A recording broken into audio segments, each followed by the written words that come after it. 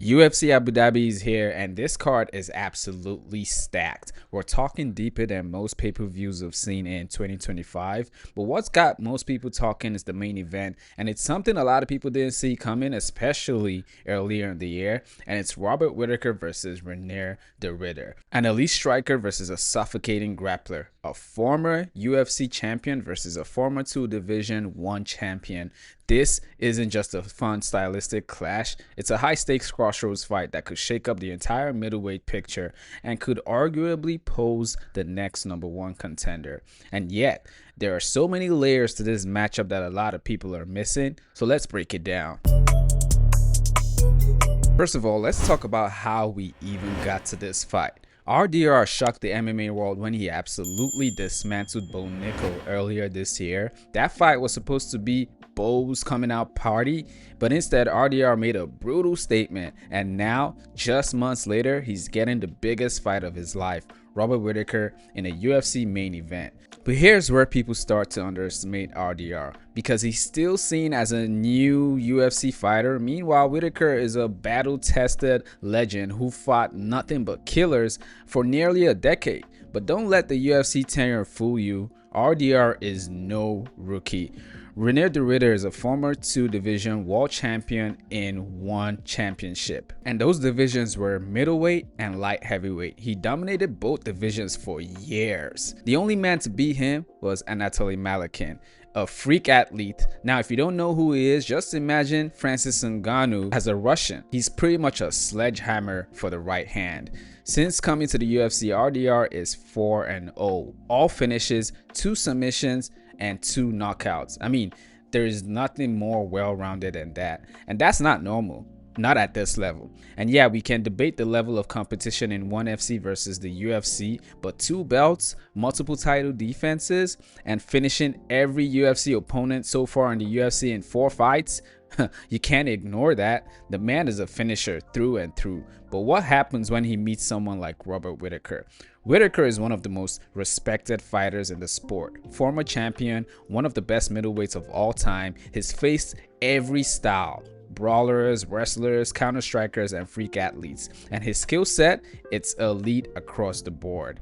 Now, when it comes to Whittaker's movement, he has a karate based footwork, wide stance, constant bounce. He's in and out before you know what to hit. His striking is razor sharp. His 1-2s are sharp. Overhand rights, hidden high kicks. He mixes it up with blitz attacks and finishes combos with sneaky shots you don't see coming. Robert Whittaker also has a high fight IQ, one of the smartest fighters in the game. Feints, traps, angles, everything is calculated. He reads you, he adapts, he makes in-fight adjustments better than almost anyone not named John Jones. And when it comes to his defense, he does have great head movement. He's absolutely durable, hard to catch clean. Even when hurt, he recovers fast. Whittaker has decent wrestling as well, and it's pretty much underrated. He rarely needs to use it though, but when he does, he can stop takedowns, scramble, and even dish out some damage on top. There's a reason why guys like Yoel Romero and Gerald Cannonier couldn't break him. He's the ultimate test, and if you beat him, you're definitely legit. Now, when it comes to RDR, his base is Brazilian Jiu-Jitsu and Judo. That means he doesn't shoot doubles, he clinches you, drags you down, and suffocates you. He has good takedowns. His body lock, cage work inside the trips are just phenomenal. He closes the distance, and once he gets his arms around you, good luck peeling this guy off. Now, when it comes to his ground game, it's pure pressure. He's constantly transitioning from mount to back control, always threatening chokes or arm bars. He doesn't lay and pray, honestly speaking. He stays hunting his opponents, and RDR has a good control. He breaks you down piece by piece, great wrist control, heavy hips. He makes you carry his weight, then capitalizes when you get desperate.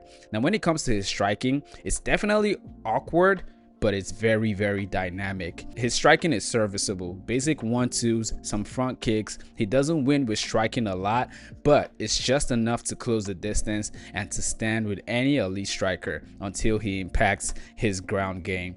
Now, when it comes to RDR's biggest weakness, It is definitely his striking defense. Against Malakin, who was the only fighter he's lost to, he absolutely got lit up. No head movement, no footwork, and that's a red flag, honestly speaking, when facing someone like Robert Whittaker, who is a technician and a sniper. Whittaker is not a guy you want to stand across from if you can't move your head, honestly speaking. But the fight isn't as simple as that, as both fighters have advantages and disadvantages. When it comes to the striking, Robert Whittaker definitely has the advantage. No question, Whittaker is faster, more technical, and far more diverse. RDR striking isn't threatening enough to keep Rob guessing, and Rob's movement makes takedown entirely tricky. When it comes to the grappling, it's absolutely De Ridder. If RDR can close the distance and drag Whittaker down, huge danger there. His top control is elite, and he's got the kind of submission game that ends fights quickly.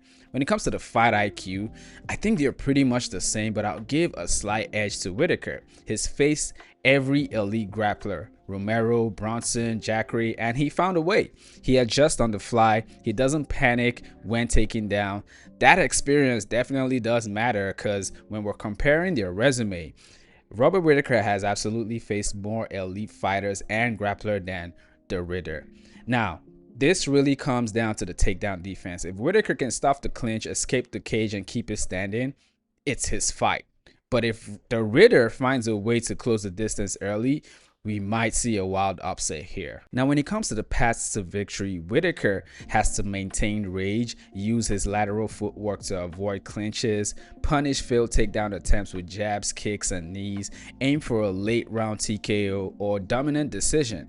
De Ridder, on the other hand, has to cut off the cage early, clinch, drag down, control, get to the back, or mount and hunt for the finish. He does not have the option of trying to win this by a decision, and De Ridder definitely has to avoid long striking exchanges at all costs. Now, the fight comes down to this: unless De Ridder gets a takedown in the first 90 seconds, this fight gets away from him fast. He really has to keep chasing that throughout the fight.